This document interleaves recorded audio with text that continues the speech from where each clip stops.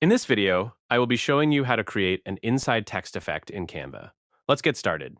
To begin, I move my cursor up to the top left corner of the Canva homepage and click on the purple Create a Design button.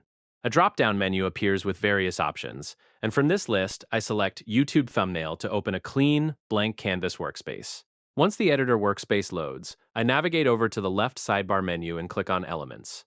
I click inside the top search bar, type in the keyword ocean, and press enter on my keyboard to search for ocean-themed background elements and graphics. To filter our search results specifically for photos, I click on the Photos tab right below the search bar. I scroll down through the gallery of images to browse the choices, find a clear photo of blue ocean waves, and click on it to place it directly onto the blank canvas. Now, to convert this photo into our inside text effect, I return to the left sidebar menu and click on Apps.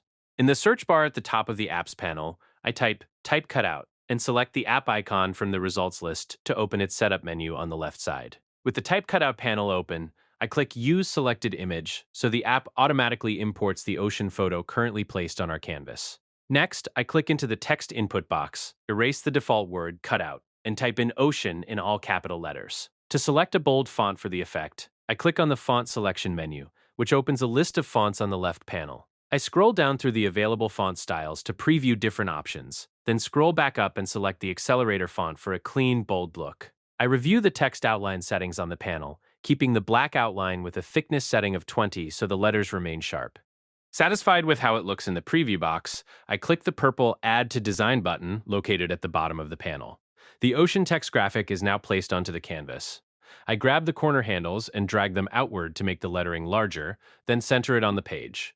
Finally, I select the original ocean photo behind the text and delete it, leaving behind a standalone text effect filled with the ocean texture. And there you have it. That's the complete process of how to create inside text effect in Canva.